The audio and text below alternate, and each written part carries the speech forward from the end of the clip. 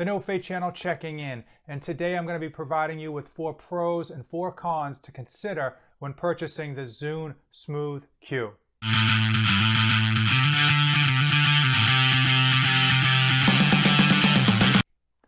This review is specifically dedicated to YouTube and IGTV creators that will be using the Zhyiun Smooth Q for vlogging and for B-roll footage.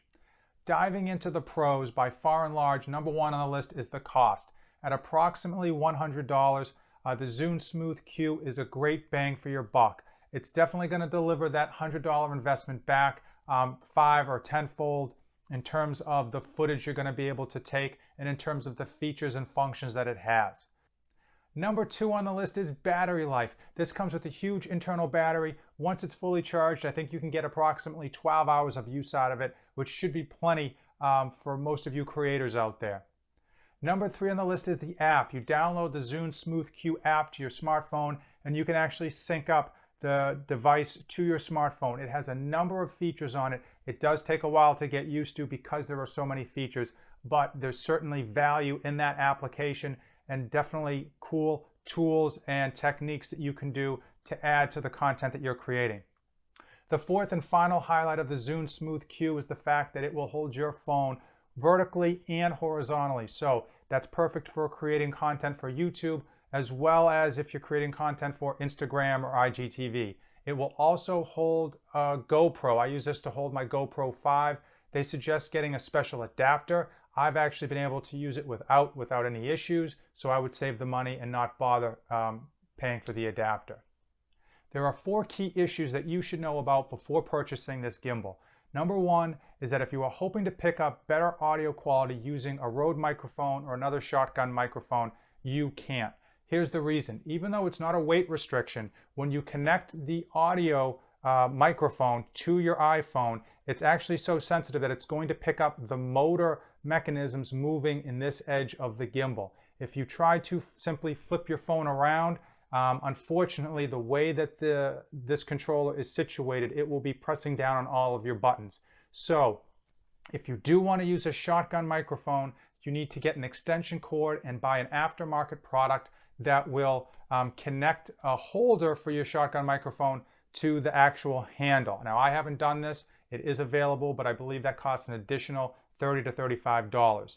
If you do want to connect a lavalier microphone with a cord, you certainly can do that. It does have the weight ability to carry that cord and handle it. I've done that for vlogging and haven't noticed any issues. So you can pick up better quality audio, again, with the lavalier microphone using this gimbal, but not the shotgun microphone. The second thing to be wary of is the app. Now, I know I mentioned that in the pro section, but it is also a con. The application will significantly drain your phone battery life much quicker than just shooting video. And it so much so that oftentimes when I'm using my phone with this gimbal, I actually won't connect it and won't use the app. And I will just set up the gimbal, put the phone in, and have it stabilize itself. So again, be aware that that application is going to really drain your battery on your phone. The third downside to this gimbal is the battery. Now, I know I mentioned that as a pro, but there is an aspect of this battery that many people have to find out the hard way. If you don't use your gimbal for a while, so say you fully charge your gimbal and you store it for a week or two, that battery will slowly drain over 2 or 3 weeks. So even though you left it fully charged, when you go to use it, it's going to be dead and you're going to be quite sorry. So if you keep that in mind to make sure that you charge it the night before you plan to use it, it won't be a problem, but I found out the hard way and hopefully you don't have to. The fourth and final downside of this gimbal that you need to consider before purchasing are for those of you who are going to be using it with a GoPro. Now, this gimbal works great with the GoPro. I've used it a number of times. But if you are hoping to attach an external lavalier microphone or a shotgun microphone, that's going to be a no-go. That's a negative Ghost Rider.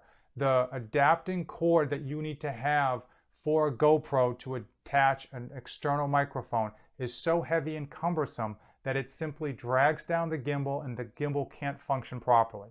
So something you definitely need to keep in mind if your primary function when purchasing this gimbal is going to be using a GoPro and you had hoped to get better audio quality directly from the GoPro.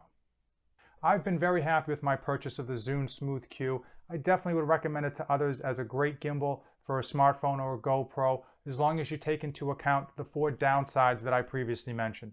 If you guys have been using the Zhyiun Smooth Q, let me know your thoughts on it in the comments below.